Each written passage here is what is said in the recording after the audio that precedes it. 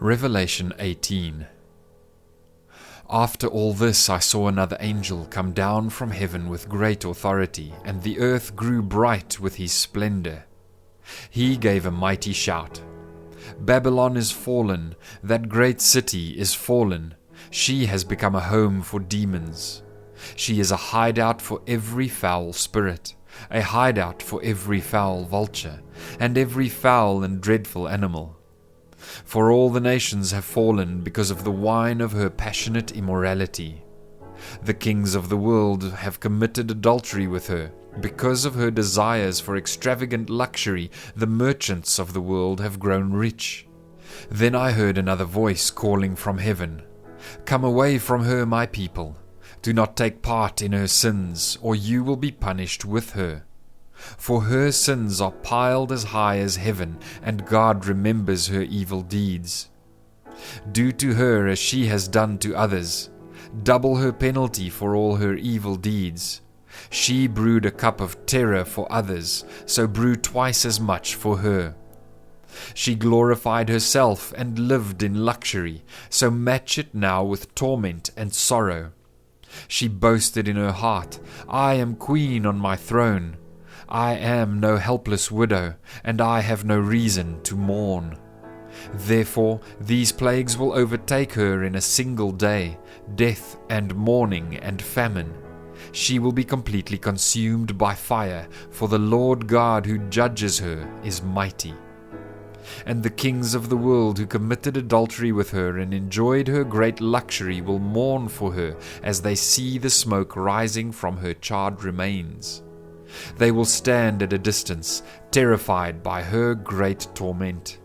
They will cry out, how terrible for you, O Babylon, you great city! In a single moment, God's judgment came on you. The merchants of the world will weep and mourn for her, for there is no one left to buy their goods. She bought great quantities of gold, silver, jewels, and pearls, fine linen, purple, silk, and scarlet cloth, things made of fragrant Thyine wood, ivory goods, and objects made of expensive wood, and bronze, iron, and marble. She also bought cinnamon, spice, incense, myrrh, frankincense, wine, olive oil, fine flour, wheat, cattle, sheep, horses, wagons, and bodies, that is, human slaves. The fancy things you loved so much are gone, they cry. All your luxuries and splendor are gone forever, never to be yours again. The merchants who became wealthy by selling her these things will stand at a distance, terrified by her great torment. They will weep and cry out, how terrible for that great city! She was clothed in finest purple and scarlet linens, decked out with gold and precious stones and pearls. In a single moment, all the wealth of the city is gone.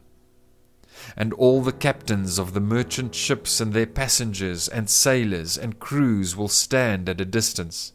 They will cry out as they watch the smoke ascend, and they will say, where is there another city as great as this?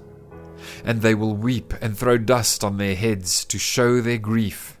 And they will cry out, how terrible for that great city! The ship owners became wealthy by transporting her great wealth on the seas. In a single moment, it is all gone. Rejoice over her fate, O heaven, and people of God, and apostles and prophets, for at last God has judged her for your sakes.